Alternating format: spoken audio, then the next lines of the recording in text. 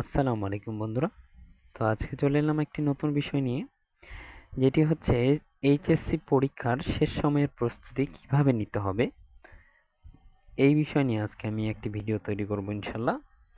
তো অবশ্যই যারা এইচএসসি পরীক্ষার্থী রয়েছে তারা কিন্তু ভিডিওটি শেষ পর্যন্ত দেখবে, এতে কিন্তু তোমাদেরই উপকার হবে। তো সব সময় ভিডিও তৈরি করি তোমাদের উপকারের জন্য। অবশ্যই কিন্তু ভিডিওটি শেষ পর্যন্ত দেখবে এবং যারা আমার চ্যানেলটিকে এখনো সাবস্ক্রাইব করনি তারা অবশ্যই সাবস্ক্রাইব করে রাখবে, যাতে সকল প্রকার পড়ালেখার আপডেট তোমার কাছে পৌঁছে যায়। তো বিশেষ করে এইচএসসি পরীক্ষা নিয়ে অনেকেরই তর্ক বিতর্ক রয়েছে, যার এখন পর্যন্ত চলছে, অনেক জায়গায় এখনো আন্দোলন চলছে।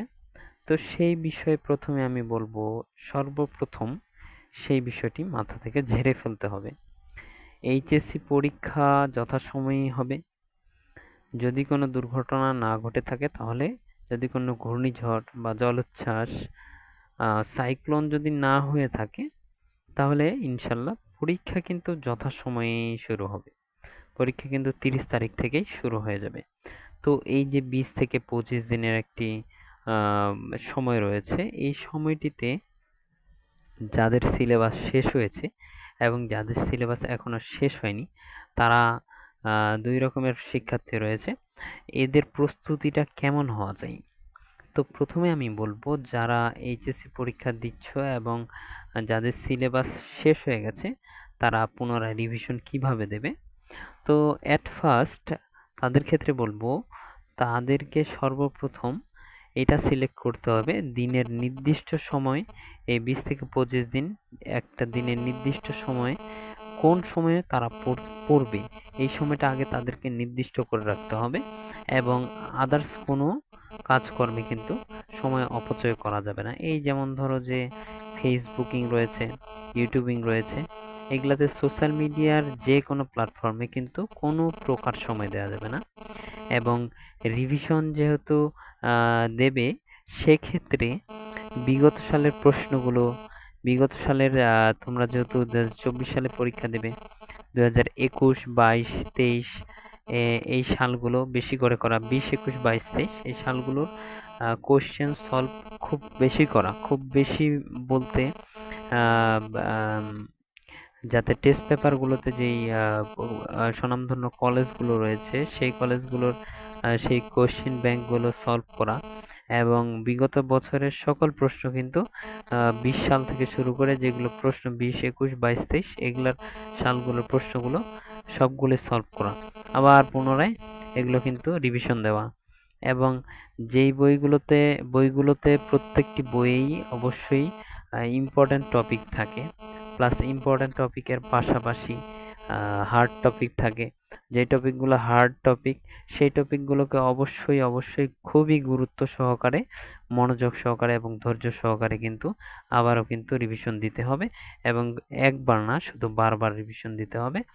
এবং এখানে আরও একটি বিষয় বলবো, যাদের হাতের লেখার স্পিড কম বলতে, যারা যথাসময়ে বাংলা পরীক্ষায়, বিশেষ করে ইংরেজি পরীক্ষা যাদের কভার করার সক্ষমতা একটু কম, যেহেতু 20 থেকে 25 দিন রয়েছে, তাদের কিন্তু হ্যান্ড রাইটিং স্পিডটাও বাড়িয়ে নিতে হবে, যাতে পরীক্ষায় কোনো প্রকার সমস্যা না হয়। 1-2 মার্কসের জন্যই অনেকে অনেক পিছিয়ে যায়।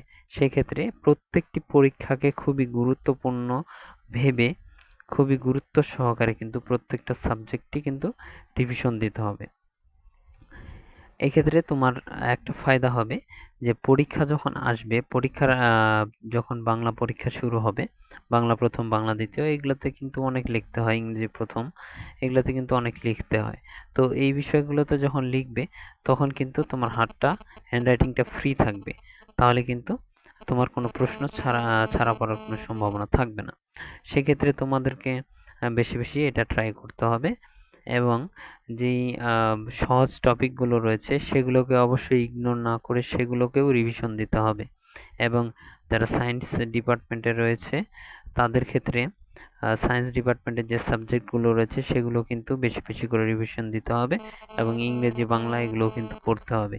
এই 20 থেকে 25 দিন একটি নির্দিষ্ট রুটিন হিসেবে ভাগ করে যেই সাবজেক্টের প্রতি দুর্বলতা যার বেশি সেই সাবজেক্টে একটু সময় বেশি দিতে হবে এবং কি এই 20 থেকে 25 দিনে প্রত্যেকটা সাবজেক্টই যেন ইনক্লুড থাকে, এই বিষয়টা কিন্তু মাথায় রাখতে হবে। এবার আমি বলবো যারা এইচএসসি পরীক্ষার্থী রয়েছে যাদের সিলেবাস কমপ্লিট হয়নি তাদের ফার্স্ট তাদের সর্বপ্রথম কাজ হচ্ছে সবচাইতে ইম্পর্ট্যান্ট টপিকগুলোকে সিলেক্ট করা এবং এই ইম্পর্ট্যান্ট টপিকগুলোর উপরে এই 20 থেকে 25 দিনের একটি রুটিন তৈরি করা। যে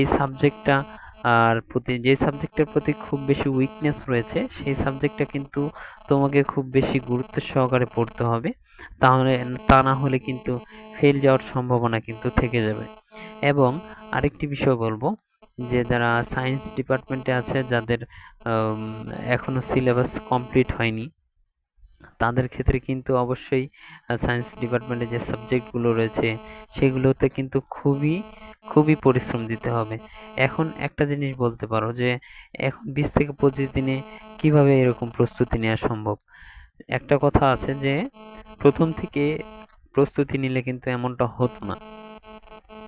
যেহেতু তোমরা প্রথম থেকে প্রস্তুতি নাওনি সেক্ষেত্রে তোমাদের এখন কঠিন হবে, এটাই স্বাভাবিক।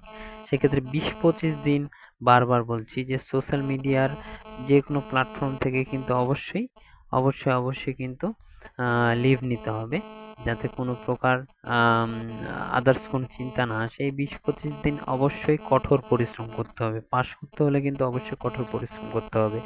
আমি আবারও বলছি যে 20 থেকে 25 দিন একটি নির্দিষ্ট রুটিনের মধ্যে সবচেয়ে মোস্ট ইম্পর্টেন্ট টপিকগুলোকে সিলেক্ট করে সেগুলোকে প্রত্যেকটা টপিককে কিন্তু শেষ করতে হবে, এই টার্গেট নিয়ে থাকতে হবে। আর মাথা থেকে এই জিনিসটা অবশ্যই তোমরা ঝেড়ে ফেলো যে পরীক্ষা পেছানো হবে, এই জিনিসটা মাথা থেকে ঝেড়ে ফেলো। পরীক্ষা যথাসময়েই অনুষ্ঠিত হবে, এটি আমি বারবার বলছি। তো আজকের ভিডিওটি তোমাদের কেমন লাগলো সেটা অবশ্যই তোমরা জানাবে এবং সকল প্রকার এইচএসসির যে আপডেট রয়েছে সেটি কিন্তু আমার চ্যানেলে প্রতিনিয়ত দেওয়া হবে। তোমরা আমার সাথেই থাকবে ইনশাল্লাহ। তো সকলে ভালো থাকবে, সুস্থ থাকবে। আসসালামু আলাইকুম।